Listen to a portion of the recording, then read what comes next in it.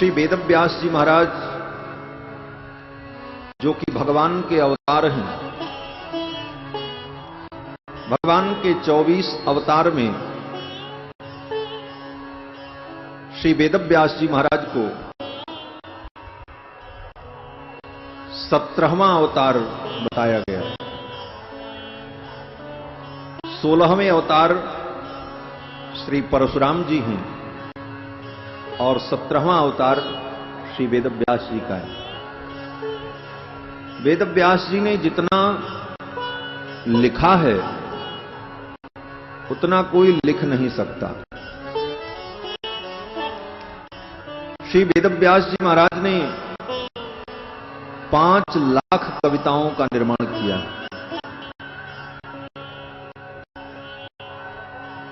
18 पुराण, महाभारत और अनेकानेक संहिताएं सब वेदव्यास जी की रचना है। श्री वेदव्यास जी महाराज ने 17 पुराण की रचना की, महाभारत की रचना की, लेकिन उनके हृदय में शांति का अनुभव नहीं हो रहा था। सरस्वती नदी के तट पर अपने आश्रम सम्याप्रास क्षेत्र में बड़े खेद खिन्न होकर विराजमान थे। उसी समय देवर्षि नारद आए और देवर्षि नारद ने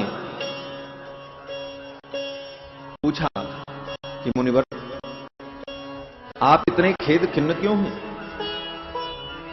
क्या कारण है? तो वेदव्यास जी ने कहा कि जगत के कल्याण के लिए, प्राणियों के कल्याण के लिए मैंने वेद की व्याख्या की पुराण के रूप में। ये पुराण और महाभारत वेद की ही व्याख्या है। इतिहास पुराणाभ्याम वेदम समुपब्रह्मणे। इतिहास और पुराण के द्वारा वेदव्यास जी ने पूरा वेद की ही व्याख्या की, इसीलिए इनका नाम वेदव्यास है। वेद का इन्होंने व्यास किया, व्यास माने विस्तार। ऐसे तो इनका नाम कृष्ण द्वैपायन है। द्वीप में पैदा हुए इसलिए द्वैपायन कृष्ण इनका नाम है। वेदों का विस्तार किया इसलिए वेदव्यास इनकी उपाधि। तो पूरा नाम लिया जाए तो कृष्ण द्वैपायन वेदव्यास। तो श्री व्यास जी महाराज ने पुराणों के माध्यम से, महाभारत ग्रंथ के माध्यम से वेद की ही व्याख्या की। और किसके लिए की? बोले जो लोग वेद को पढ़कर वैदिक ज्ञान को प्राप्त नहीं कर सकते, ऐसे प्राणियों को सरल ढंग से कथाओं के माध्यम से, उपाख्यान के माध्यम से धर्म का बोध हो जाए, इसीलिए पुराण की रचना की। विशेष करके स्त्री और चतुर्थ वर्ण के लोग जो वेद नहीं पढ़ सकते,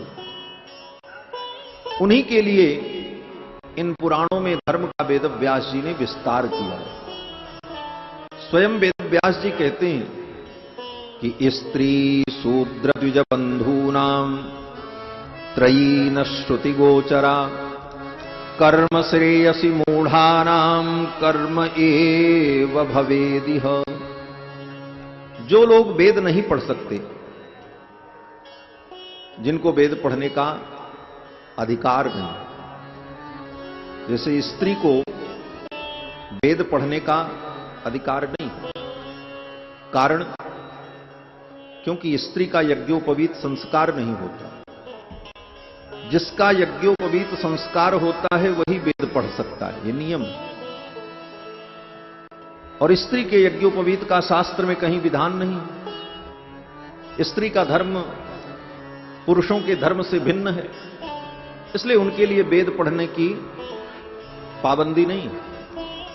अब ये अलग बात है कि आज के इस कलयुग के विकृत समाज में इन बातों को लेकर के दुराग्रह पूर्वक स्त्रियों का भी यज्ञोपवीत संस्कार किया जा रहा है। कई ऐसी नास्तिक संस्थाएं हैं जो धर्म के नाम पर अधर्म का ही प्रचार कर रही हैं। ऐसी संस्थाओं ने स्त्रियों को भी यज्ञोपवीत पहनाना शुरू किया। बोले तुम भी पहनो, तुम किसी से कम हो? उन मूर्खों से पूछना चाहिए कि जब राधा जी का यज्ञोपवीत नहीं हुआ, सीता ने यज्ञोपवीत नहीं पहना, लक्ष्मी ने, दुर्गा ने यज्ञोपवीत नहीं पहना, किसी शास्त्र में वर्णन नहीं, तो आज तुम स्त्रियों को यज्ञोपवीत पहना करके किस महान पद पर प्रतिष्ठित करना चाहते हो? तुम उनके धर्म और उनके संस्कार को और विकृत कर रहे हो। कहने का तात्पर्य कि अपनी अपनी मर्यादा में रहकर हमारे लिए शास्त्र का क्या निर्देश है, उस निर्देश का पालन करते हुए हम धर्म के पथ पर चलें। यही विशुद्ध धर्म का मार्ग है। सब धर्म सबके लिए नहीं है।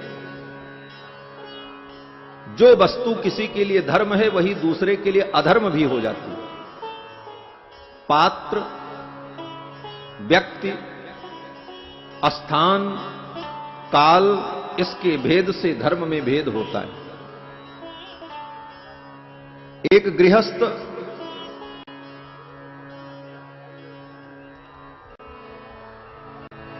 रजो धर्म के पश्चात अपनी स्त्री का दर्शन न करे, स्त्री रजो धर्म से मुक्त होने के बाद जब पवित्र हो, उस समय शास्त्र कहता है कि पुरुष उसके सन्निकट जाए। यही धर्म है।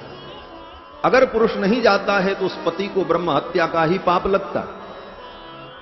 लेकिन वहीं अगर कोई ब्रह्मचारी और सन्यासी है तो वह स्त्री का स्पर्श कर दे तो उसको ब्रह्म हत्या का पाप लगता।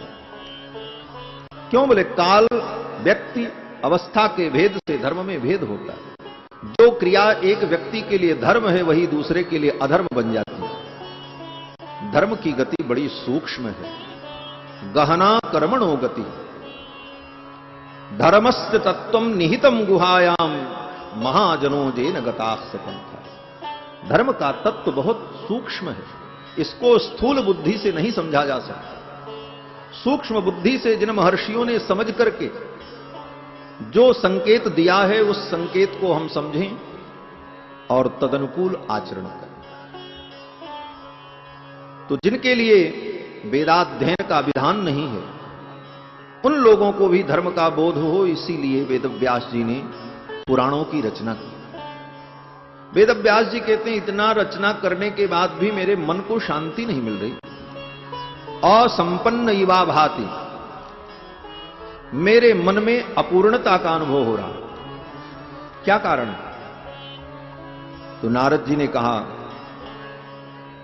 कि व्यास जी, आपने महाभारत में और पुराणों में यथा धर्मादयश्चार्था मुनिवर्यानुकीर्तिताः, महाभारत और 17 पुराण में आपने धर्म, अर्थ, काम, मोक्ष, इन सारे विषयों का आपने वर्णन किया, लेकिन एक विषय का वर्णन आपने नहीं किया। वेदव्यास जी ने कहा किस विषय का? तो नारद जी कहते हैं कि न तथा वासुदेवस्य महिमा ह्यनुवर्णितः, भगवान वासुदेव की महिमा का आपने वर्णन नहीं किया। सबकी महिमा आपने बताई। शिव पुराण में शिव जी की महिमा, देवी पुराण में देवी की महिमा, गणेश पुराण में गणेश जी की महिमा, महाभारत ग्रंथ में राजनीति, कूटनीति, अर्थनीति, दंडनीति, समस्त प्रकार की नीतियों का निरूपण किया। लेकिन जो सब धर्मों के मूल हैं भगवान, एष धर्म सनातनः, जो साक्षात सनातन धर्म है, धर्मस्य प्रभुरच्युतः, जो धर्म के प्रभु हैं, स्वामी, ऐसे भगवान वासुदेव की महिमा का आपने वर्णन नहीं किया, इसीलिए आपको अपूर्णता का अनुभव हो रहा है। वेदव्यास जी ने कहा महाभारत में मैंने भगवान की महिमा का वर्णन किया। तो नारद जी ने कहा, महाभारत में आपने भगवान की महिमा का वर्णन किया है कि अर्जुन की महिमा का वर्णन किया?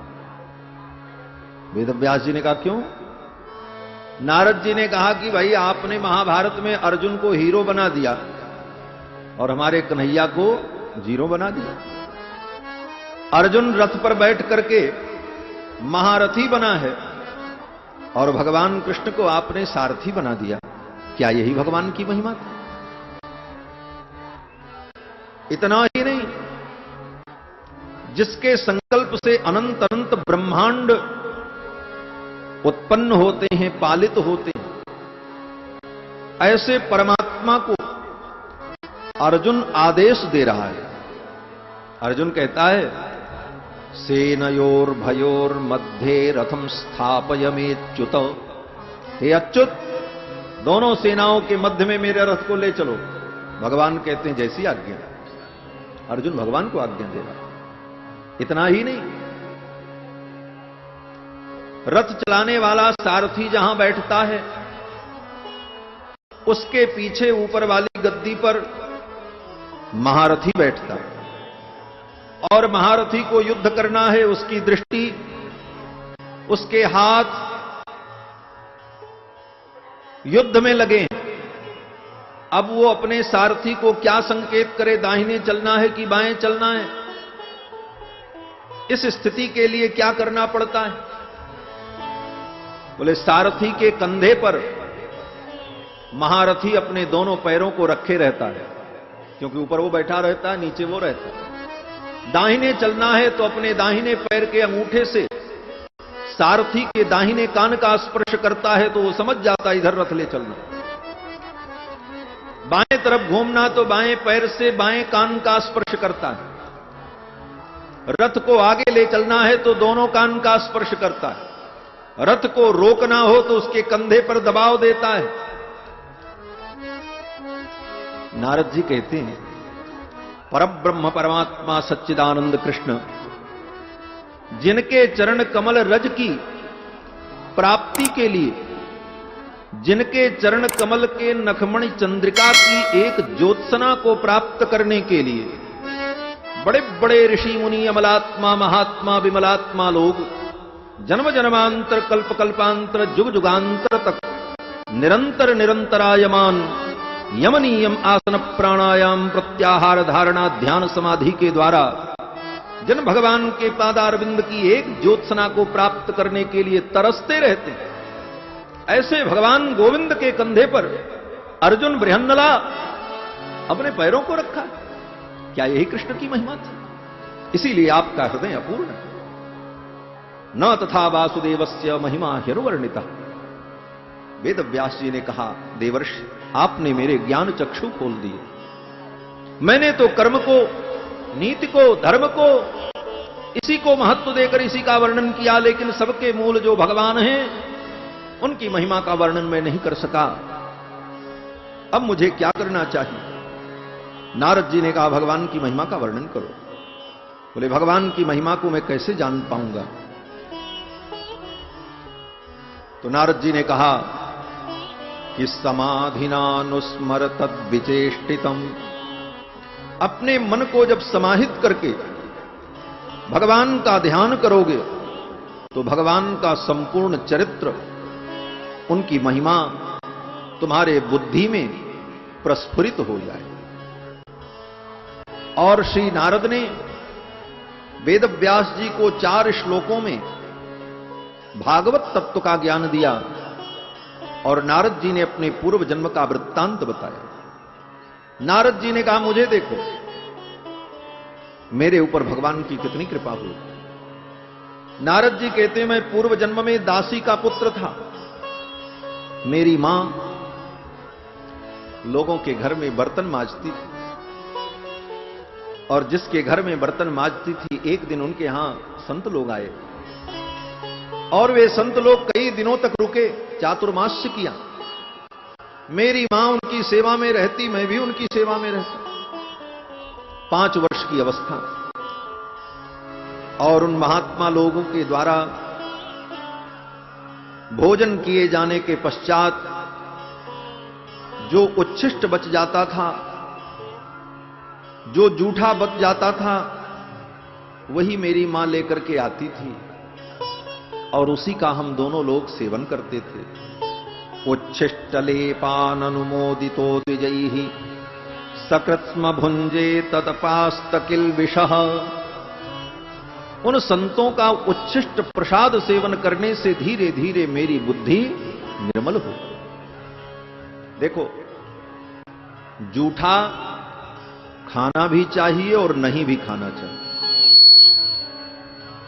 इसमें विवेक क्या है? बोले किसका जूठा खाना चाहिए, किसका नहीं खाना चाहिए, यह समझने की बात है। सबका जूठा नहीं खाना चाहिए। उच्छिष्ट खाने से बुद्धि भ्रष्ट हो जाती है। आजकल तो लोग कहते महाराज जूठा खाने से प्रेम बढ़ता है। लोग कहते महाराज हम दोनों इतने प्रेमी हैं, एक ही थाली में खा लेते हैं। बोले प्रेमी नहीं हो, ढोंगी हो। जूठा खाने से प्रेम नहीं होता। एक महात्मा कहते थे अगर जूठा खाने से प्रेम होता तो दुनिया के जितने कुत्ते हैं सबसे बड़े प्रेमी हो जाते, क्योंकि वो जूठा ही खाते हैं जिंदगी और आपस में भाव भाव करके लड़ते रहते हैं। जूठा खाने से प्रेम नहीं होता। और आजकल तो ऐसी व्यवस्था हो गई कि व्यक्ति पैसा दे के जूठा खा रहा है। सप्ताह में एक दिन जूठा खाने के लिए तैयार बैठा रहता। बोले आज संडे है, आज छुट्टी है, आज होटल में ही खा लेते हैं। बोले क्या करेंगे होटल में? बोले पैसा देकर सबका जूठा खा करके चले जाते। क्यों? बोले जहां न बर्तन शुद्ध धुला जाए, न बनाने वाला हाथ ठीक से धुले, उसी हाथ से उसने उसी में से निकाला, खाया और तुमको भी दिया। तो आज व्यक्ति पैसा दे करके जूठा खा रहा है और अपने को गौरवान्वित अनुभव कर रहा है कि हम बड़े विकसित हो गए। जूठा खाने से बुद्धि भ्रष्ट हो जाती। जूठा खाना चाहिए, लेकिन किसका? बोले जो हमसे श्रेष्ठ हो और जिसका आचरण हमसे श्रेष्ठ हो। ये दोनों बिंदु महत्वपूर्ण है। उसका आचरण हमसे श्रेष्ठ हो लेकिन वो हमसे छोटा है, तब भी उसका उच्छिष्ट ग्राह्य नहीं है। और हमसे बड़ा है लेकिन आचरण उसका हमसे छोटा है, तब भी उसका उच्छिष्ट ग्राह्य नहीं है। पिता ही क्यों न हो, पिता का उच्छिष्ट लेना चाहिए, लेकिन पिता का आचरण अगर पुत्र के आचरण से हीन है तो ऐसे पिता का उच्छिष्ट पुत्र को नहीं खाना चाहिए। शास्त्र ही कहते गुरोरप्यवलिप्तस्य कार्याकार्यमजानतः।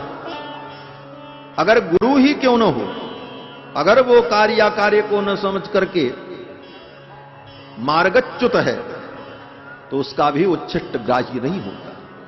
लेकिन जो आचरण संपन्न है, जो सदाचार संपन्न है, भगवान के भक्त हैं, ऐसे महात्माओं का, ऐसे महापुरुषों का उच्छिष्ट अगर प्राप्त हो जाए, जूठा प्राप्त हो जाए, तो जन्म जन्मांतर के पाप नष्ट हो जाते हैं, व्यक्ति परम पवित्र हो जाता है।